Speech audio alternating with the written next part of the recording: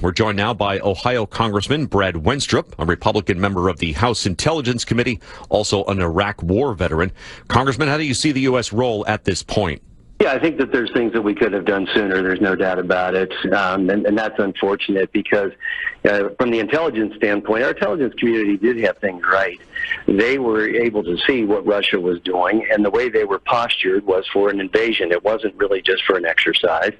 There's a difference between setting up offensively and defensively. So, but we are where we are right now, and they're doing what they've done. So, yeah, we're going out and we're uniting, I think, the free world in many ways. We're seeing a lot of unity, and that's an important thing for us to do, especially as a leader of the free world, if you will. But the sanction problem, that's a good thing that we're doing it, and I think we can do more and should do more. We need to isolate this country. Yeah. We need to isolate Russia in every way that we possibly can. Sanctions take time. You know, actions speak louder than words, but results speak louder than the actions themselves. So we'll see what kind of reaction we get from Russia as a result of this. But I really don't think that Putin cares. I think he prepared for this for a long time. He talked about it in 2005 that he said the greatest geopolitical catastrophe of the century was for the fall of the Soviet Union, and that's bothered him ever since. The sanctions at this point, which you referenced, ultimately may lead refrigerators to be short on food in Russia.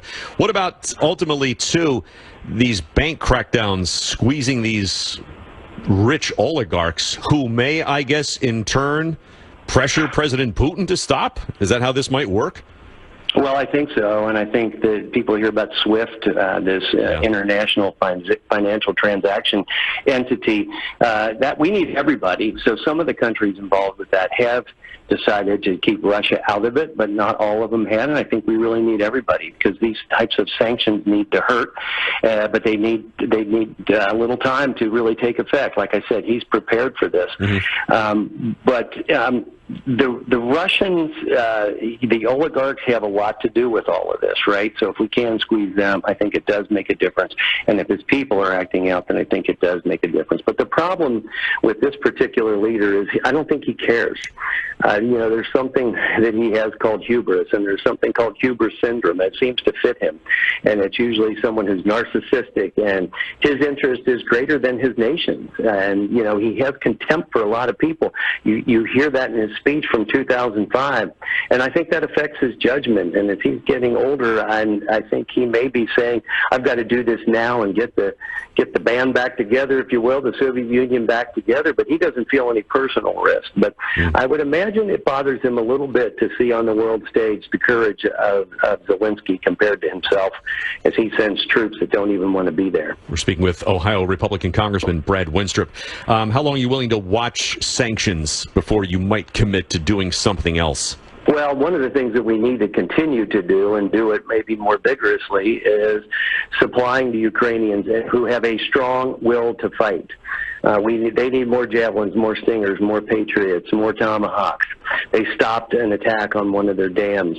But what we can do as well is we've got to quit buying oil and gas and that from the Russians. There needs to be a strong embargo worldwide as best we can. I don't think we would stop China, but we've got to stop the free world from buying from Russia, because that, as the Ukrainians said to me, for every time you buy a barrel, that equals more of our blood.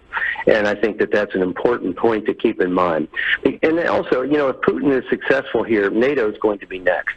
So I think it is important that we show a posture. I'm glad to see NATO getting stronger. I'm thrilled with what Germany has decided to do, because they've been one of the problems for us in letting Russia know that they're a problem. Are you surprised by Trump said? Are you surprised by kind of Germany's sudden turnaround? Like, they seem to have, I don't know, done an about face in the last 24, 48 hours.